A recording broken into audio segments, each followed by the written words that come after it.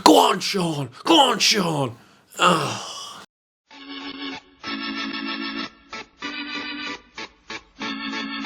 Hello and welcome along to the Let's Talk Racing YouTube channel in association with Racing TV. You are watching our third and final episode of the ante-post Cheltenham Festival series. We've had three. We have. The Dublin Racing Festival has been and gone. You were in attendance.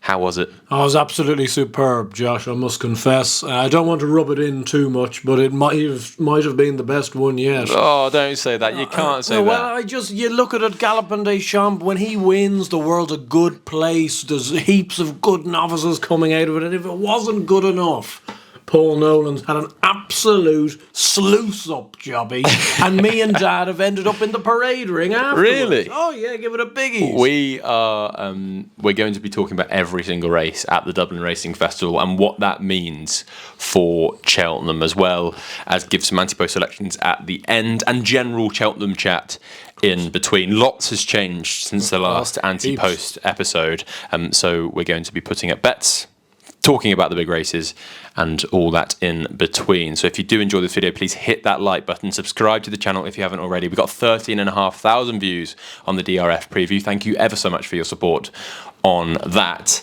So any more support would be wonderfully appreciated. But before we do that, we've got a big announcement, and that is that we're going to be doing some Cheltenham Festival preview evenings. We've got three, two in person and one online. And the two in person are on March the 5th. The first one is in the Tiger Inn in Loftus, near Middlesbrough. Bob Champion and Adam Nicol will be joining us up there. Excited? Very much looking forward to it. Haven't been to Middlesbrough before, but now I'm there. Neither have I. Looking forward to spending the night there as well, which would be nice.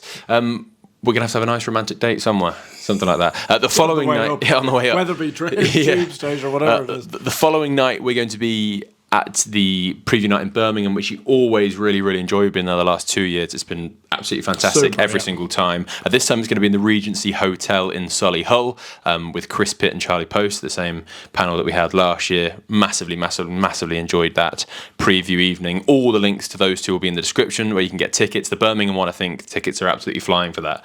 So if you do fancy coming along to that, you're going to have to be quick by getting those there. Again, all the links and stuff are in the description to go and speak to Adam, who is organising that one. And then on March the 7th, we've not forgotten about you LTR Plus members. We're going to have an LTR Plus Cheltenham preview with some special guests, a live stream at 7 p.m. All of those start at 7 p.m. But that one's going to be 7 p.m, probably running through till about 8:30, talking about the Cheltenham Festival, and looking forward to answering all of your questions as well as give our proper thoughts. Yeah, the biggies. The biggies. If you're not a member, you won't be able to access that, but you can do by clicking the channel. You'll see join, and you can access that Cheltenham preview live stream. Anyway, let's get on. We must get stuck in. With things. We must get stuck in. This is going to be an absolute bumper episode. I do hope you've enjoyed. We put a lot of effort into that. If you can tell, please let us know down in the comments. We do always appreciate it. And we want to know what you also took from the Dublin Racing Festival. There were so many good races. There were so many pointers towards Cheltenham. We need to know what you think, and we'll be replying to every single comment down below if you do go and put your suggestions down there. So let's touch on the Saturday. The Saturday started with a 2 mile 6 Grade 1 Nathaniel Lacy Solicitors Novice Hurdle. Final Demand was all the rage. I've been very warm on him this season. You have. And he looked quite special, didn't he? He did. He was really impressive. He just did everything right. He sat in the box seat. He jumped well. He got the right toe into the race. And it's just one of those ones where Paul Tannen turned in. He said, go. Horse went. Okay. Did you back him? I did. Yeah. And you were very comfortable? I was never flustered. My issue with it was the horses against him I just wasn't keen on. So therefore, I wasn't necessarily massively keen on his price. He was 6-4, 7-4. I think he went off even money. But I was just in no rush to take him on. No. The tricky thing was, and I think the one thing that I thought might be the issue for him is experience, because he'd only ran in a maiden hurdle at Limerick at Christmas. Obviously, he had the point-to-point experience before. But to go and do that in a Grade 1... I didn't think he had to run to a massive number before the race because the quality wasn't necessarily there and behind. But it was just, I thought maybe he might get done for experience, but he was so good. Willie Mullins has now said that the 2.5 mile turners is the aim. He's too good for the Albert Bartlett. That's what Willie Mullins said to Nick Luck on RTV straight after the race. What do you think about that? Look, I can see why he's probably looking at the horse only having 2 runs under rules. The Albert Bartlett can be attritional at times, and he maybe doesn't want to bottom the horse out.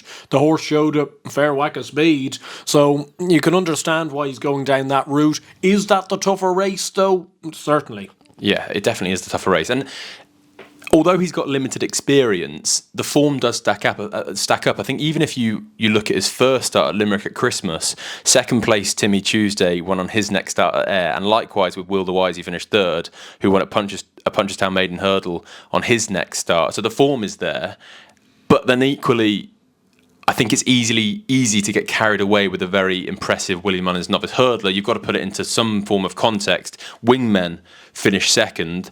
The last time we saw Wingmen was also finishing a similar distance, third actually, behind the Yellow Clay in the Lawlers of Naas over a shorter trip. Do we have to have some context there? I think we do, and I think it probably puts into consideration, especially considering Wingmen made a very bad mistake away from the stands first time out at Leopardstown. Or is that an upgrade on Wingmen?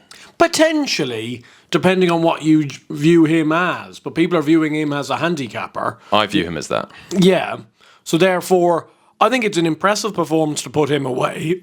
Sorry. But at the same time, are we slightly neglecting the Yellow Clay, who has done pretty much the exact same, and maybe because he was at Naas, maybe because he was in the rain, people aren't maybe just as fond of thinking of that as a lovely sunny day at Leopardstown. I think it's just an interesting point. Like many, I will be very warm on Final Demand in the Turner's Novice Hurdle, but equally, he's not he's not gone ridiculous Mullins Novice 5-4. No, he's still 3-1. No, well, he's joint favourite with the New Lion at 3-1. I think the Yellow Clay is 8-1, 7-1 currently. I just think probably that's coming from years gone by, the Nathaniel Lacy usually being a pointer towards the Albert Bartlett rather than going back to the 2.5 mile race. Goodland won the race, very big chance for that 2.5 mile race, and looked outpaced. So maybe people are thinking that. And also, it's very easy to forget just how good the New Lion is. You know, he obviously was very impressive at Christmas time. How good is he? Very hard to quantify. Final Demand would be an absolute certainty in the Albert Bartlett.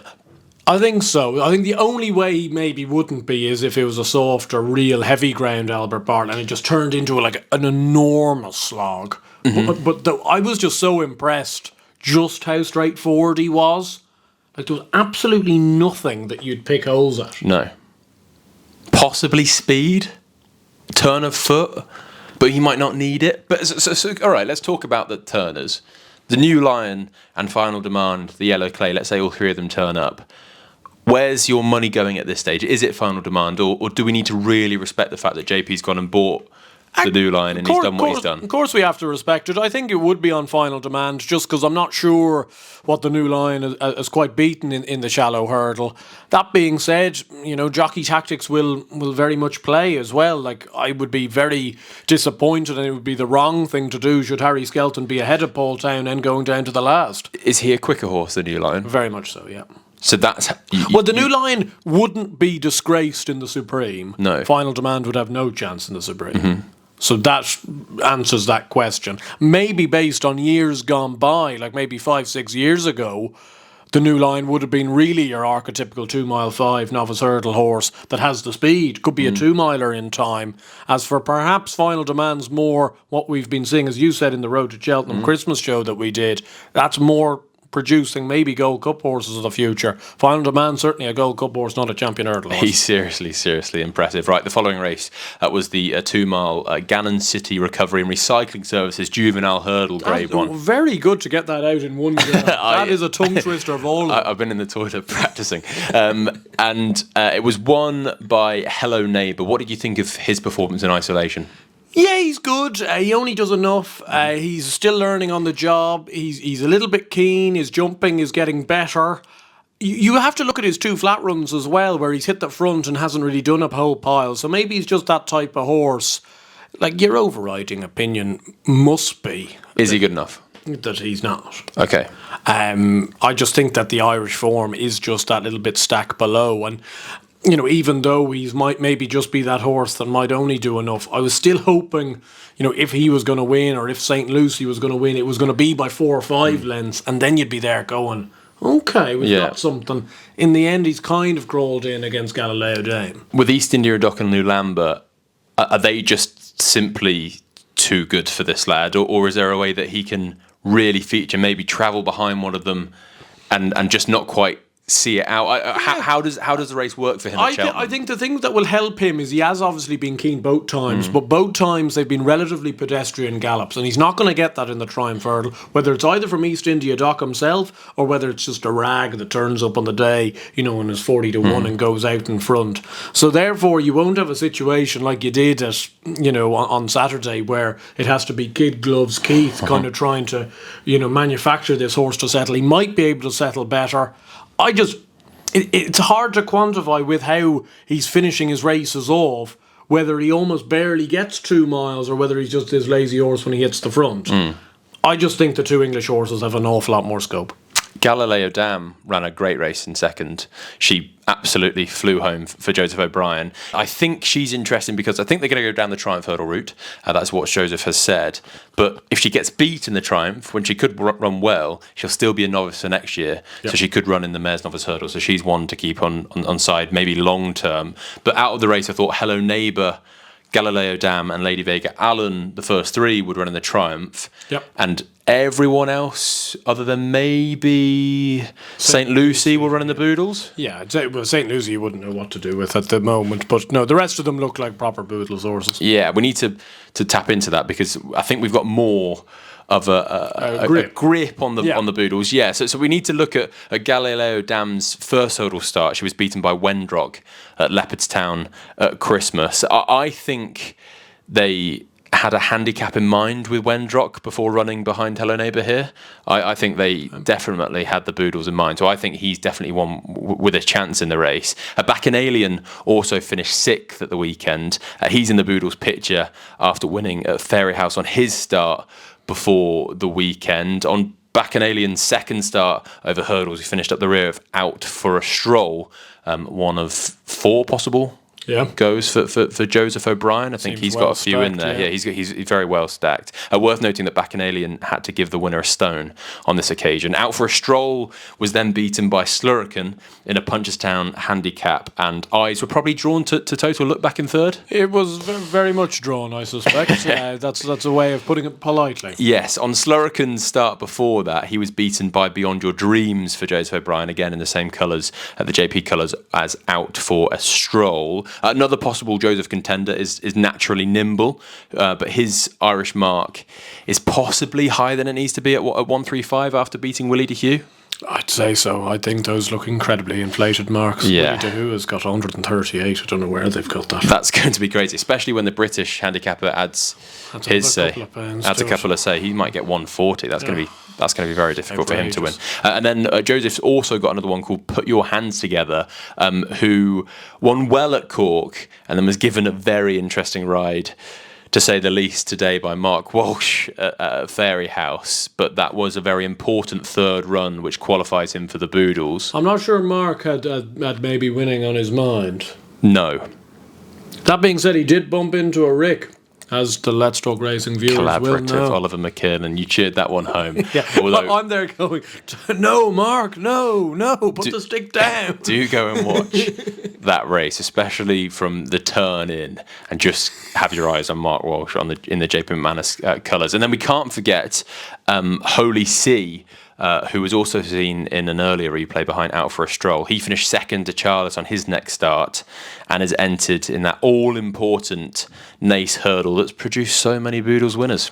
Usually is a decent enough pointer. It is, and we've got Bacchanalian in there as well, Mercia. We've also got a Castle Heath, who could be of interest, pointing towards a Boodles. I think Gordon's got one in there that maybe they might see as a Triumph Hurdle horse outsider, maybe. Yeah, Carasso Blue, I think, for Rob Core, he'd be possibly the one that you'd be looking at in that race with the most scope for maybe being a graded horse. But there we go. More of a grip on the boodles, maybe. More on that later. The following race was the 3-mile handicap hurdle, won by Percival Leopardstown Legalwa. Absolutely loves it around there, doesn't he? He does, yeah. He's super around there. He's won this race now twice. He's won a Paddy Power at Christmas. He's been a very well campaigned horse. Gavin Cromwell up to old tricks again. And Mark Walsh, like we've just mentioned him there, but when the money's down, there's no man better. I just think he's not the type of horse that I'd be wanting to back at a Cheltenham, potentially not even at a Fairyhouse or a Punchestown. He just loves Leopardstown. He loves Leopardstown. I thought Gway Cool and Patter Merchant were two that were of interest. Patter Merchant was definitely eye-catching. I thought Gway Cool was interesting. I think if he hadn't already probably blotted his copybook on his 2 starts in Britain to date. I think he went to Aintree in 2013, was pulled up, went to the Potemps last year, was a 7-1 shot, was pulled up. For whatever reason, it hasn't gone well when he's travelled. I think he'd be a really interesting start, but he's not qualified for the Potemps, and maybe Ted Welsh is looking what he's done previously over in England and gone, maybe we don't need to. I think Ted will keep the horse at home this year. But Patter Merchant, on the other hand, holds a similar profile to Column of Fire. Can we not talk about that horse, please? Let's skip over this. You're the one bringing it up. Yeah, I know, but we have to because he was going to go and win that Martin Pipe that year if it wasn't for the fall at the last. And I'm glad you're not bitter about her. It still breaks my heart even to this day.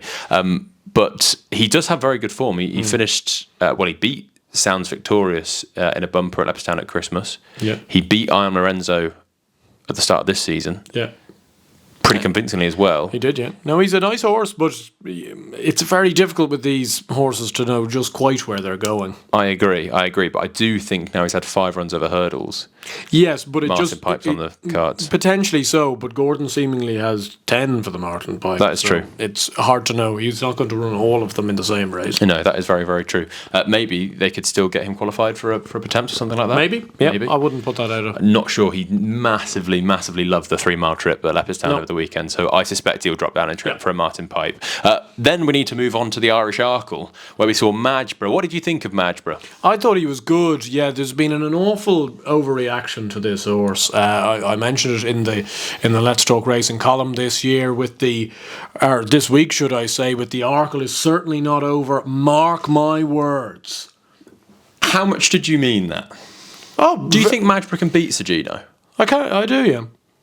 I can see it. Really? Yeah, I can see it. I understand it will be a tough task and stuff like that, but there's a myth out there, and working on Road to Cheltenham this week very closely, I've been punching in the race IQ numbers. Not a race IQ numbers type of man, but I've been punching them. And actually... Might be soon. Yeah, it could well be. But you look at the figures of his jumping on the weekend, and actually an awful lot of his takeoff speed, his speed away from fences, was very close to what Sergino was actually putting in at Kempton. So I think at times he looks maybe a tad scruffy, but he's quick, which is very important for 2-mile chasing. Do you think he'd have beaten Ballyburn as easily as Sergino did under the same conditions? I think over 2 miles, I think he would have certainly beaten Ballyburn, yes, because Ballyburn's just not a 2-miler. I think it's an overreaction to... Apparently, Madgeborough didn't jump a twig, according to Twitter, when that's not the case. He still won by 10 lengths, and as much as I love Sergino, and I think he will probably win the Arkle, on the balance of probabilities, and he was excellent at Kempton, but he's ran over fences once. Mm-hmm. Like, what's to say he comes out this weekend and makes 2 or 3 mistakes? Mm-hmm. I can guarantee you if he comes out at Newbury, makes 2 or 3 mistakes, but still wins, everyone will say, oh... He jumped brilliantly. He jumped brilliantly. And you know what? He was clever to get away from those mistakes. This lad makes a couple of jumping mistakes, and the world's on his back. You should have seen the Leopardstown crowd. On the big screen, he was pecked at 4 out. Everyone's there, ooh, this sort of stuff. We're not in the away end. Like... My overriding feeling is he might suffer a bit like Min did, where he's a very, very good horse, but might not get his day because there is an Altior in Sergino around. Perhaps so. If that happens, I can understand it. I just think he was harshly treated for winning a Grade 1 by 10 lengths. It's interesting. We're going to talk about Ballyburn later, but Ruby Welsh said over the weekend that Ballyburn is possibly the one to serve it up to Galopin de Champs next year, which we'll get onto later as well. I personally think it's Majra. I think he's Galopin Des Champs's biggest threat next year. I think he's going to be I think he'd have gone round again. I think he's going to be an unbelievable staying chaser. Yep.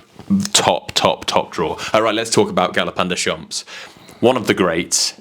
Just talk to me about what you saw and how you felt and what the crowd was like. It was fantastic. Yeah, everyone was willing him on. You know, I don't think anyone had backed him. Like, the horse was 2-5. Like, braver people than me backing at those types of prices. Paul Townend said he heard the crowd jumping 3 out. Well, he did, because there was a roar at 3 out when he jumped well, and then there was another roar at 2 out. And I think everyone just thought after 2 out, he's going to go and win. But he teased us turning in. There was that little bit of a moment. There was, yeah. They were lining up, and you're thinking, where you're there going, oh no, we're not actually going that well there. He jumped the last and then just went, all right, I've had enough of this. Goodbye. Oh, it was absolutely quality. Up the near side rail as well, as he always does at Leopardstown. And then it just descended into this big chaos. We had half the crowd running to the parade ring, you know, a la they did when Hurricane Fly Honeysuckle was around, and the other half channeling the inner Irish Euro 90s. Ole, ole, ole. It's so good. Like this is stuff you don't really see at horse racing. It has to take a horse like this to do it. I wasn't there, and I was just seeing tweets coming through of the crowd singing Ole, and obviously they were spelling it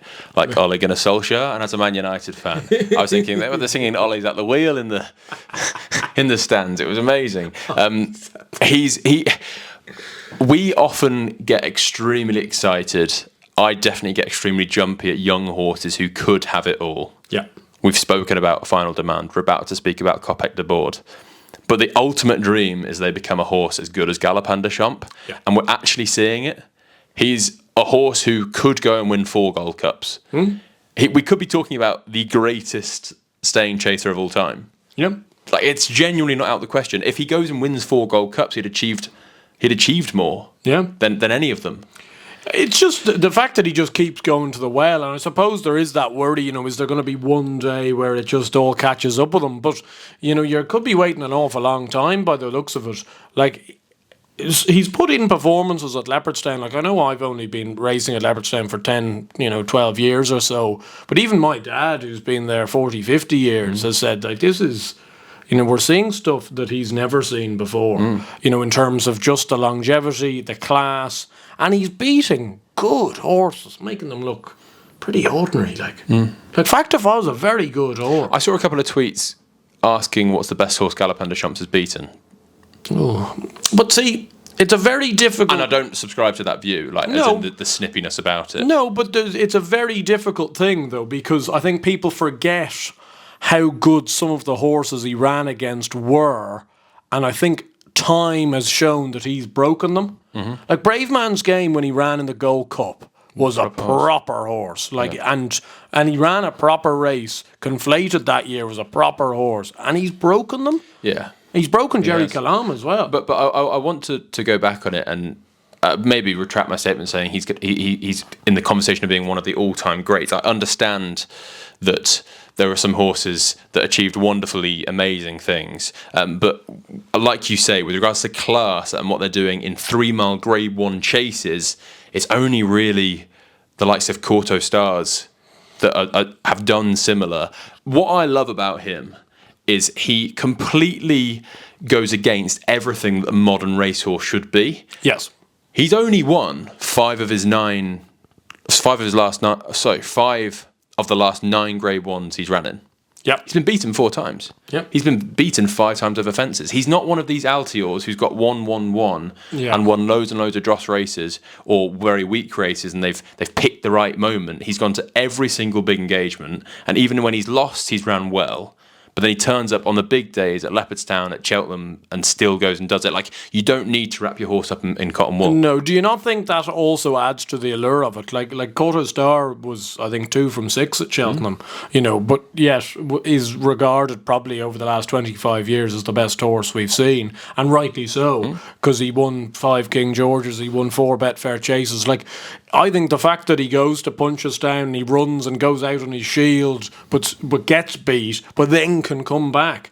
Like, for goodness sakes, he was... I can't... I'm actually annoyed at myself, because I remember saying it at the time. Like, he was 4-1, 9-2 for the Gold Cup after he got beaten in the John Durkin. What were we thinking? Factifal, Ryanair? He doesn't stay, I don't think. Yeah.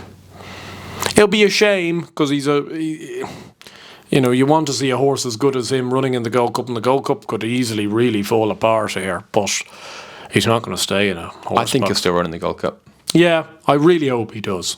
Because you need him, who's probably the second best staying chaser around, to run in a Gold Cup. I agree. I think if he doesn't run in the Gold Cup, I think it'd actually be quite sad. Yeah. Because then at that point, it almost is a freebie for Galopin, a bit. He'll have gotten to the stage where he really has frightened the life out of everyone. Yeah, especially when you're frightening stablemate as well. I suspect you enjoyed the following race with a Paul Nolan winner. Well, I very much so. I'd actually Absolutely scooted in. He did. I went up to watch the race in our normal spot, and I went I got a bit nervous beforehand, so I went for a pee 5 minutes before. How nervous do you get in those situations? Oh, jeez, I was twitching. It's a big day Paul Nolan horse who's been backed, who you've put up, who actually has a nice chance. Yeah. But how nervous do you get then? That being said, like, without being too negative, like, I've kind of lived a couple of years of pain with these sort of situations, so I felt like the gods owed me a turn. Do you think that the corner has? Do you think we're around the he's corner? had actually a very good season, to be fair to him. But anyway, I come out of the loo, and suddenly I'm standing beside James Nolan, Paul's brother. Yeah. Now, he turns to me, and like, while the race was going on, he'd have given you every reason why this horse should have been 80-1, not 8-1. Oh, he's keen at home, he doesn't drop his head, he's a mule, all of this sort of stuff. While the horse is jumping around like Sprinter Sacra. And then, anyway, he wins the race, and then he just kind of commandeers me and goes, "I'll bring your dad." And then, like, Jake and Dan were with us as well. Brought them. We all just sauntered into the winner's enclosure. We're giving it these ones, hugs to Jim, coffee. You know, it's all going on. And it's all for a Paul Nolan winner. See, the world is a better place when Paul Nolan's winning 100 grand handicap. Do you know what that is? Justice. That is, you've just freely admitted that they haven't had the greatest couple of seasons, yet you've still been flying the flag, and they've gone, blimey, if there's anything this man deserves, it's a time in the winner's enclosure at the DRF. Well, the worst thing is, obviously, Nick Luck was doing all the interviews in the parade ring, and the horse was coming in. And Nick just turns to me, "I knew you'd be here. Good to see you." I was like, good. I've been in the parade ring around 3 times in my life. He absolutely loves it. No, it was brilliant to see, and I could only imagine your face when that happened. There was a moment when Marina Nationale won the Supreme where you were kind of you're quite quiet watching races, and then suddenly when there's a chance, you just erupt. Yeah. I can imagine this was very similar. You'd have been quiet, and then he'd have jumped at some. There'd have been probably maybe 2 or 3 out when he jumped, and it looked likely where you'd have gone. Go on. No, see, it wasn't actually because I had to keep my calm because James was keeping his calm. Right. So therefore, I was acting as if we do this every day. Kind of at the end of it all, going around just shaking hands. Yes. Like Willie Mullins when he wins his 100th grade one of the year. You know, yes. Put it in the back of the car. But no, it was very good I'd fun. have paid money to be there. It would have been brilliant. Well, you'd have been shooed into the parade ring. Everyone was welcome. That would have been so good. The bumper winner on day one, what do you think? Yeah, he's a nice horse. I actually quite like Colcannon, but he can't run in the champion bumper. Probably a sign of what is a weak bumper. They need to probably take a look at that, don't they? I think they do. Yeah, the champion bumper the last few years hasn't been great. No, and this year looks a really ordinary race. I wasn't like I know you think Green Splendor ran all right. He ran okay, but a few of them ran okay. Like it just wasn't. It didn't look a good bumper to me, and the fact that Colcannon, who was a good horse but even relatively exposed in bumpers last year, wouldn't do much for what I think of it all, to be honest. Fair enough. Day one summed up in one word. Amazing. Right then, moving on to the Sunday. It started with a Mullins bang, but not Willie, Danny and Emmett. Yeah, Vicio, who's a very difficult mare to get a handle on, doesn't really like to start half the time, but she was very good timed ride. Didn't look like a race I'd be having too many clues. I know the mare's Handicap Hurdle in years gone by has actually been a good pointer to the festival. It didn't really get that impression this year. Is Qualamita ever going to win a race? I don't know where they go. No. She kind of looks tripless over like she looks slow over 2 mile, 2 mile 2. She goes to 2.5 miles, she doesn't stay. She hits the front, stops, goes again. Yeah. Or sorry, gets past and goes again. Yeah. Yeah. I don't think one to be taken to the well. I don't know. Yeah, I somewhat agree. Although I'm sure the Aikensons have got some. They'll turn up somewhere and she'll win somewhere. But. Yeah. Ballyburn, slight egg on my face. I was very keen to take him on. I took him on with Champ Kiley, and as a result, he put me in my place as I probably needed. But I what did you think of him? I thought he was good. Yep. But I'm still.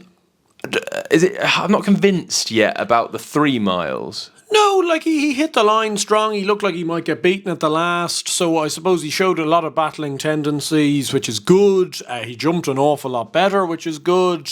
I think there was a lot to like. No, I'm not. I'm probably not in love with him more so just because of the price. And the type of horse he is, he's always going to be a shorter price than maybe his price should be. It's just kind of artificially brought in with the reputation he has. Paul Townend will have a choice between himself and Dancing City. I get the impression, I don't know why I say it, but I find it very difficult to see how he won't be riding Ballyburn. Yeah, no, I think he probably will be riding Ballyburn. What does that mean for Dancing City? Well, it depends who rides him. God, I'd love to see Sean O'Keefe on him. Yeah? Yeah. I feel like there's a bit of BJ Coops around Sean O'Keefe for you. You love him as that second string on those decent Mullins horses. I just think, like when you think back to Paul Townend at the start of his career, he was second choice to Ruby Walsh, and then he just became the heir apparent. As for at the moment, like you do look at the Mullins situation. I'm not saying Paul Townend's probably got another 10 years riding, but like Patrick's getting some of these big rides, and they're going like Patrick's a very good amateur jockey, but I wouldn't have him in open grade ones. Danny's a good rider, but suits a certain type of horse and is a little bit agricultural. And then it kind of goes down to Sean O'Keefe, who occasionally lands good rides. And to what I can see, he does very little wrong. I was very encouraged to see Croke Park run so well, mainly because he beat my ante-post fancy for the Brown Advisory, Better Days Ahead, and their last start at Christmas. I think Better Days Ahead is definitely more in the mould of an old-fashioned chaser, similar to Dancing City. Yeah, well, the fact he's going to run in the 10 up this weekend would indicate that, I suspect. I think they'll both still run in the 3 mile race. Oh, yeah. What do you make of both of them?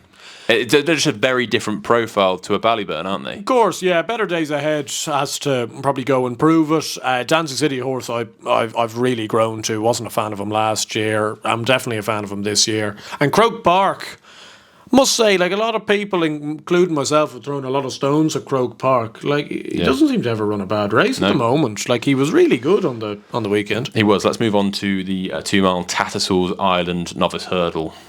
Kopek to board. Wow. Well, another one that you've pulled out of the fire very early on in the season. He's the one horse I said I was most excited about this season. Yeah, and rightly so. I've got him backed at 25s for the wrong race. For the Turners, because he's not going to go there, is he? No, not a hope he goes there either. Talk to me about how good he was. He was excellent, yeah. Look, and he wasn't everything in the pre-parade ring and the parade ring. He was sweating up. He was difficult to saddle. It wasn't easy, but geez, on the track he was electric. He jumped an awful lot better. He was still keen. They didn't go overly quick. They only went even, but he just took off. And I don't know what happened in behind. I do think the only thing I'd say, and I'm not going to be snippy about him, and I have no interest in taking him on in the Supreme, if I'm being brutally honest, but the race did completely fall apart. Like, Cade Doty ran no race. There was no confidence for him in the market either. Like, he was out to 6-1. The Carnaquet, the Gigginstown horse was kind of ridden to probably with a handicap in mind. Well, there's a case to suggest that the strongest bit of form that Kopek de Boort has got is actually when he made his hurdling debut at Christmas, when he beat Kawabumia, who I think Kopek de Boort beat him well that day. It's difficult to quantify that runner, isn't it? Because Kopek de Boort did so much wrong, belted every hurdle and beat Kawabumia. Does that mean that Kawabumia, because Kawabumia's only been beaten a few lengths, does that put Kawabumia in the Cheltenham picture, or would Kopek de Board, if he jumped as well as he did at the weekend, have absolutely destroyed him. Kawabumia since has gone on and beaten William Money in a maiden hurdle. He's interesting. I think what's slightly tricky with him is Willie had suggested the Turners was the race for him. Yeah. But then JP's now got the new Lion. Kate Dorhey, who you mentioned, was massively disappointing. Therefore, JP doesn't really have a supreme horse. So could he then fit into that picture? Therefore, he doesn't maybe run in the Turners. It's difficult to know, isn't it? But Kawabunga did beat William Money on his start. William Money has got form, finishing second behind Work Ahead at Christmas. Does that put him in the picture? I suppose on straight form lines, it might do. Romeo Coolio we can't forget about. It's difficult, isn't it, at the moment? But Kopek de Board does look on his own in the Supreme. He does, yeah. Romeo Coolio is probably the solid option, as he has been all year, to probably hit the 3. You wouldn't see him out of it. I suppose there's a world where Kopek de Board could run away in the Supreme and, not get home or something stupid. I don't really see that happening. I think he's just a work in progress, getting better each time. Kawabunga's an interesting horse. You know what he's an absolute certainty to be? I think he's going to go in the Supreme, and he's absolutely certain to be the real wise guy's horse. Dark Ravens of the world. And there was another JP horse, was it Mr. Giff last year and stuff like that. People are on it, these ridiculously fancy prices, and the horse will end up finishing 5th or 6th. And he'll run a nice race and all that, but everyone will have told you this, oh no, they're really letting this one slip. And actually, the favourite is kind of staring at you in the eyeballs, appreciate it and sometimes you've just got to wink at the powers that be and say 6-4 maybe on the day wouldn't be the worst. Carnaquet, who finished second, who you mentioned, now qualifies for a handicap, having had 3 starts in Ireland over hurdles and 2 in France, but he's been given an Irish rating of 144. That means once the British handicapper gets his say, it'll probably be 146, 147, so he'll be out the pipe. Yeah, it looked pretty hard cheddar for that. Not ideal. A Blue Devati, who finished in behind, he needs one more run to qualify for a festival handicap. He's rated 138 in Ireland. If they were to get one more run in and turn up in a pipe, would he have a chance? Maybe. I don't get the impression he's being plotted, though. I just feel he's been a little bit disappointing. Twice. Okay. I don't think they haven't not been trying with him or anything. And yeah, I think they'll actually maybe persist with graded races and maybe just not to go to Cheltenham. Carafon, again, finished down the field. I think it's important to remember, Galopin de Champs finished down the field in this race and went and won the Martin Pipe. Carafon, not saying he's Galopin de Champs, but he now qualifies for a festival handicap. He's had 4 runs in Ireland over hurdles. He had 1 in France. So he's one to keep an eye on. I think all of those horses, see what happens, see what entries they get, see what marks they get. But it looks like Carnaquet is going to be out of the Martin Pipe, given his Irish rating. Let's move on to the Dublin Chase, and Solness goes and wins. I must admit, mate, there was one moment where I thought we were going to get a rendition of "And I like it, I like it, I like it, I like it." What happened? You don't have to tell me twice. Were you singing it in the stands already? No, I wasn't singing it. But what you described earlier for the Paul Nolan horse happened with this horse, where I was saying absolutely nothing all the way around, and there was that 10 yards turning in where you're there going, Solness is stopping here, and this horse is beginning to get him. Go on, Sean! Go on, Sean! Oh, no. I'd say it would have been the opposite for Mikey O'Sullivan. I'd say he was in the stands going, please, Solness, carry on. Carry on. Go, Danny. What did you think of it? Yeah, look, they kind of... Solness went hard and they let him go. He's proving to be, he's done it twice in a row. I know there was a bit of a kind of debate and a bit of a row on RTE about it, with Hugh Cahill perhaps saying to some of the ex-jockeys, how could you let this horse go? They were defending the jockeys. A very difficult one. I can understand both sides of the story there. But yeah, look, Gaelic Warrior was really disappointing. I think that's the main thing to take out of it. So much so that Willie Mullins is now saying he's going to run in the Ryanair. He's a funny one, though, isn't he? Because even it almost was a rerun of Christmas. It was a bit worse than Christmas, but there was one moment in the race where I thought he was going to get beat 60 lengths, and he still was plodding on. Is there just a reason that he just hates Leopardstown? Possibly, yeah. Like, he ran stink against Factifile last year. The year before, he was an absolute certainty for the handicap hurdle. And I remember he only beat a Tony Martin horse 2.5 lengths. And you're there going, like, this year, like, down the back, I was convinced the horse was pulling up. And then he kind of boxed on, like 20 lengths behind in third. Like, I don't know what goes through his head. But now it looks like the Ryanair is going to be his destination, Willie said today in a press day. I'll tell you something now. Wherever he turns up, whether it's even in a Champion Chase or a Ryanair, I actually am going to still back him at Cheltenham. Can you wait 10 minutes? we've got some Cheltenham bets coming up. Well, there's a little... I haven't. Factifile, the reason why Gaelic Warrior is going to go up there, I think Al Fabiolo and Gaelic Warrior are going to run in the Ryanair, which makes me think Factifile won't. They're not going to run all three. That's a good idea. So I think Factifile will then go up in trip, which means Gaelic Warrior could be interesting, especially non-run and no bet for the Ryanair. We'll get onto that in 10 minutes' time. I wouldn't believe it. Back to normal. Very well done. Thanks, man. Is he one for a Cheltenham handicap? Is he a Kim Muir horse? He's gone up to 143 in Ireland. He got given £13, so he's going to be very tricky to get into the Kim Muir, I suspect. Will they even bother, or will they go to Irish National? I think they'll go to the Irish National if I were them. Kim Muir is a Mickey Mouse pot in comparison. He won 88 grand for winning on the weekend. I think winning the Kim Muir gets you 35 grand. Yeah. Like, you may as well go to a 600 grand race in the Irish National. Lossiemouth came down when we thought we were going to see it, didn't we? Yeah. We thought we were going to see the matchup. I thought it was interesting because my impression was, because they sent her out in front and she was kind of swept off her feet a bit at Kempton, they were trying to teach her to be a 2-miler and really go into it. And as a result, she probably may have fell as a result because maybe her mind wasn't slightly where it needed to be and as sharp over that speed. It looked, from the angle that I saw, that she was kind of in a nice rhythm. She went to jump the hurdle and just hesitated and then came down. Stateman was actually very good to stay up on his feet as well. He did very well. One of those things is just pure luck, really. But they were going hammer and tongs at them. Like, do you buy into any of this Stateman was tired stuff? Look, I don't think he'd have been hitting the line awfully hard, but the people that are saying that he didn't have it fully in control are just talking out of their arse. It's difficult, isn't it? Because they went so quick. What does Paul Townend do in that situation? Does he... Because he's got to still continue to go quick enough to go and win the race. Yeah.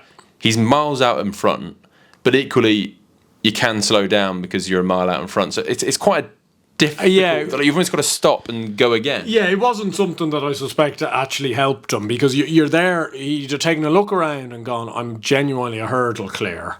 So there's absolutely no point gunning this horse because he's got a grade 1 in the bag, in the satchel. And it kind of reminded me of sometimes when you see those guys that get like pipped on the line for like mistaking the winning post, and they like slow down so much on heavy ground or on soft ground that they just lose all momentum. But I just think he was dossing away in front, doing an absolute hack.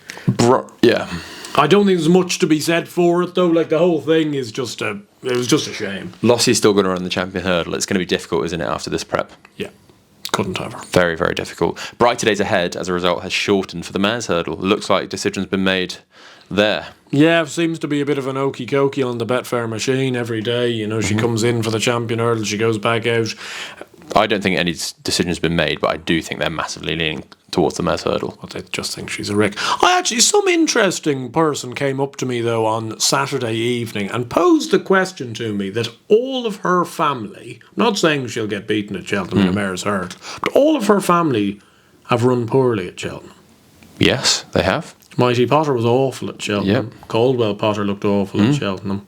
She didn't. She's obviously by far her worst performance was in the mare's novice. You can obviously. Yeah, I mean, she ran pretty well, didn't she? But yeah. Yeah. But we're going to see Jay DeGrugy out as well. It looks like next week. I just thought it was something that I had never even comprehended or even considered. And I'm not saying it's anything to really look into. Michael O'Leary's already said that they want to see her chasing next year and winning. Yeah. Therefore, they're going to get to the mares hurdle, I think. They will, yeah. The 2-mile timeless sash windows handicap hurdle comes next. Listed race. McLaury won the eye catcher. Yeah, Stormheart. Very much the eye catcher. Very, very interesting. Flying home late. Got put up £7 for it. Jesus. The handicapper didn't go unnoticed. I tell you, there's a few tough enough ones here. Old Man Dingle got given 5 for coming fourth. Like he ran a good, honest race and all that, but like that was a bit harsh. Stormheart, everyone instantly went county hurdle. Makes so much sense. Now with an Irish mark of 147, she's going to be what? He's going to be 150. He's going to be 150, 151. That's going to be a stiff ask. Yeah, wouldn't be for me anyway. Bambino Fever. Yeah, look, it was actually very impressive in her own right, but it was a race that I've bigged up, and I know plenty of people bigged up, and you couldn't help but feel it was a little bit of an anticlimax. Amen Kate looked pretty one-paced, Future Prospect looked unsteerable, and Carrickmorna Spruce maybe got herself a little bit out of her ground. But Bambino Fever was good, and honest to God, anything could win the bumper. I might actually train you and run in the bumper, and you might have an each way chance. I'd stay on in the places. I'd go off like a scalded cat and I would not get home. Elsewhere, or horses that have been talked about this week with a view to Cheltenham, I thought the Kaluki Kid was pretty good in the Scottish Champion Chase. I actually think if they were to go for the 2.5 mile novice handicap chase, he'd have a bit of a chance. I really like this horse. Yeah. I thought he was very good. I thought it was a deep enough race for one of the Northern Handicap Chases. Obviously a big race. I think he's probably more likely to stick to Aintree. But I really love the Kaluki Kid. I was very impressed with what he's done this season so far. And the company sergeant, I think Gavin Cromwell is quite keen on him. He's had one start for Gavin since moving from Dennis Hogan.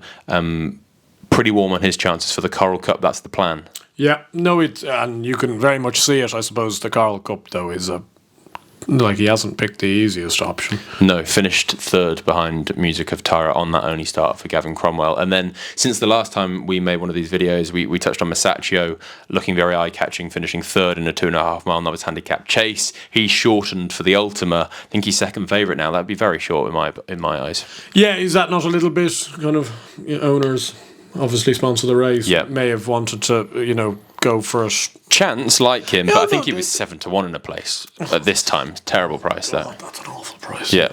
No, as I say, he's the type of horse that I could see running really, really well, but I think he's very vulnerable to win. Right, now it is time for our final Cheltenham ante-post selection. So far, I've got Better Days Ahead in at 16-1 for the Brown Advisory, and then I've also got...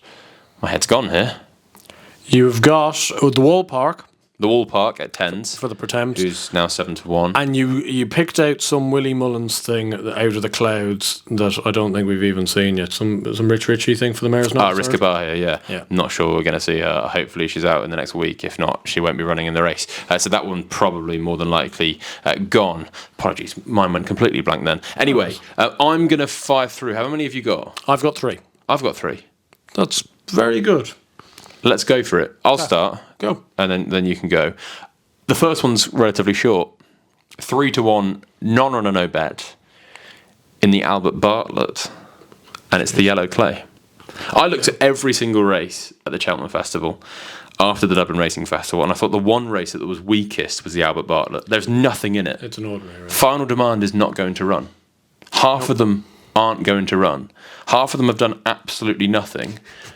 Whether the Yellow Clay is a horse that's won a Grade 1, I know Gordon Elliott came out today and said that they're not 100% sure, but he'd be leaning towards the Turners. I get the impression they've got a bit more of an eye on the Albert Bartlett than he's letting on. I'd say they'd be silly not to. Yeah, and I think that this could very much be the plan. Yep. They're keen to get as many winners for Bective Stud as possible. Of course. There is no standout in this race. Harry Swan's already talking about wingmen for handicaps. I know that he might run here, but he's not going to be surely good enough to go and win an Albert Bartlett. I think the Albert Bartlett is really screaming for a classy horse to go there. Yep. You can possibly make cases for some horses at big prices, maybe the likes of Fishery Lane in at the park for Willie Mullins. Big prices, they're like 25s, 33s. I don't see it myself. I think they'll run the Yellow Clay here. The reason why I'm going non-runner no bet is because I think he's 4-1 or 7-2 ante-post, and he's 3-1 non-runner no bet. I think if he turns up, he's going to be no bigger than 2-1 on the off, 7-4. Well, unless something comes out of the clouds, I can't see it myself. So the Yellow Clay for me is the first one in the Albert Bartlett at 3-1 non-runner no bet. He goes in. Yeah, my first one comes in the county hurdle. Obviously, a tricky race to get a full handle on. County hurdle, interesting. Yeah, no, a very tough race, and there's plenty of horses that will be talked about. Obviously, Stormheart, as we said, McLaury might even run in it themselves. But a horse that won on Monday was Ethical Diamond. And I know that was a very Mickey Mouse maiden hurdle, wouldn't kind of look into the form of that, but it was nice to see him get his head in front, jump a little bit better. And I just feel this has been a long-term plan. He was a good juvenile last year. He just shapes, like he went off 7-4 in the end for a Royal Ascot handicap and came 4th at 20, beaten by Crystal Black, who ended up being a 115 horse. Like, he's clearly a horse of high ability. He's in the mark of the mid-130s. He's currently 12-1. Connections won it last year with Absurd. I see Absurd is the same price as him. I don't think Absurd will run. I think this horse will run. And, you know, a little bit, you know, sometimes you just have these epiphanies. Sometimes you meet somebody. I met somebody the night of the 26th. He knew the score when it came to Ethical Diamond. He knew that the horse wasn't going to run very well the following day at Leopardstown. He didn't. Then he goes and wins his maiden hurdle. He said the county hurdle was the plan. I'm following, because I do think when you look at it, They love that horse. the case just makes sense, and he can drop in. He's got a bit of flat speed. I think if his jumping can just hold it together, this horse on the long run from 2 out to the last has a huge chance of making proper ground. They absolutely love that horse. There's absolutely no doubt. I can definitely see the case if it all comes together. My next one is a filly of Joseph O'Brien's that we've already mentioned. It's a 25-1 poke in the boodles. Very nice. Non-runner, no bet. Anti-post rules do apply. She may not run, so do take that. But I think she's intended. I think she'll run, yeah. And it's Beyond Your Dreams. 25-1 for JP McManus. Now, I can completely see the cases with Total Look. Yeah. And Wendrock. Of course. I like both of them. I think they've both got they're decent relatively chances. obvious, though. I think they're relatively obvious. Joseph does have 4. I think out of those 4, Put Your Hands Together is the one that's got the second best chance. Yep. I thought he was very, very interesting. Yep. Today, the classiest of all 4 of them on the flat. We don't know his mark, but I suspect the handicapper won't be too lenient on him after today. No. I think he'll get a mark near 130. Yep. Bit of a guess, but I think that will happen. Naturally Nimble 135 is going to be off, 137 in this race? Yeah, very difficult. Can't see that whatsoever. I think we'll be handicapped out of it. Out for a stroll, tried with headgear. Just looks a bit... I'm just not sure. I think they've been relatively honest with her. I'm just not sure she's up to much. She's 60 rated on the flat. I think she's an intended runner in this as well. But she's rated 114 over hurdles, and I think that might just be about right for her. She'll be struggling to get in as well. Yeah, I think she might get 120. Whether here we've got Beyond Your Dreams, who is rated 117 currently. She's been put away since December, so they've got 3 runs in, then put away. And in my eyes, the one glaringly obvious thing that has to improve with her is her jumping. It's let her down on all of her starts, but she was an improving flat horse. She has all the form. The form is all there. She was a fast finishing second at Ferryhouse on hurdles debut behind Space Warrior. The jumping was sloppy, but that race had been won by Zarek the Brave and Jeff Kidder in the past. Jeff Kidder went and won the Boodles. Yep. Then she was a fast finishing second to Total Look. Again, one of these really fancy Boodles horses at Navan. In receipt of weight, yes, but she travelled beautifully, jumped better, and Wendrock was back in 4th as well. Back in 3rd. Carla Conti won that race last season. So both of those races produced good horses. And then she just got the better of Slurricane. Now, I'm not saying that Slurricane's got any chance at Cheltenham, but that horse definitely has so much form tied in with everything else. So it's interesting. And she made so many mistakes at the running with her jumping and still had the natural ability to get out of trouble and stay onto the line. Every single time she's finished really well. I'm hoping since the 14th of December, when we last saw her, all they've done is school her. I think if she can get her jumping together, I think she's got a decent chance. She's obviously not got a favourites chance, but she's 25-1, and I think she's the best of the 4 Joseph horses two of which I think will be very competitive. But Beyond Your Dreams, for me, I really like her at 25-1. Yeah, I can see the case, definitely. I'd like to think, as you were suggesting there, that the Hill certainly would seem her friend, given how she's been hitting the line. I think she'll get a mark, maybe 1-2-2, 1-2-3, which should get her in. Yeah, no, you look at the last kind of 8-9 years, you'd want to be 119, 120 to make sure to get in. She'll definitely get 120, I'd say, at minimum. But it does mean, like, out for a stroll, like, she'll actually need to get a hike to get in.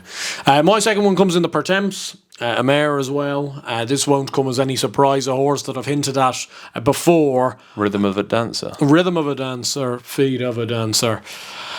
Nolan's winning everywhere. You can see it now on the Wednesday night. That being said, I do actually think this horse has a real, genuine chance. I just think that you look at the Pertemps, I don't think the Pertemps, like, I can understand your case with the Wall Park, and he's clearly got a very good chance. Do you not think, looking at the race... I think he'll run there, by the way, as well. Yeah, but I don't think there's that many horses in there that you're going, oh, yeah, that's eye-catching. And the fact that kind of novices are going to find it very, very difficult to run in the race doesn't help the case of it being that competitive. And this mare's just been targeted with this race. The only thing that's prevented me from putting her up before was I was trying to make sure that this was definitely her target. I've made those calls, and this is definitely her target. The only way it wouldn't be is if it's proper heavy ground, and then she'd go for the Coral Cup instead. But this does seem to be what they want to do. She's finished third in a listed race, third in a Grade 3, and then she travelled into that Pertemps qualifier so classy, and got beaten by Winsome Losome, who maybe has a good chance actually come March. He wouldn't be one I'd be throwing out, but I just got the impression that wasn't the day. They put her away since. Very similar preparation, almost the exact same Miss Milner as a mare of very similar stature as well, both very small mares. But she's off 132 in Ireland. She's got a couple of pounds for that. She's going to be in off a nice racing weight. And she's got that class, which I think is so key in these big field handicaps, to travel. Because she's probably a 2 mile 5, 2 mile 6 mare, I just think she'll be able to find the gaps that, gaps come for horses that can travel. And she'll be buried amongst horses. Her jumping usually, touch wood, is very, very good. I think at 14-1, I actually think she's a very good price. It wouldn't surprise me if she becomes a horse that people latch onto as well once they actually get closer to the race. Not many people are actually making that much of a case against her, and she's got a lot going for her. Not saying in the slightest that Paul Nolan is a bad trainer or a small trainer, but if she was trained by, say, Gordon Elliott, who people are very quick to attach themselves to the race, like the Pertemps, she'd be a lot shorter than 14s. Should be favourite for the race. Should be favourite. My final one is Gaelic Warrior.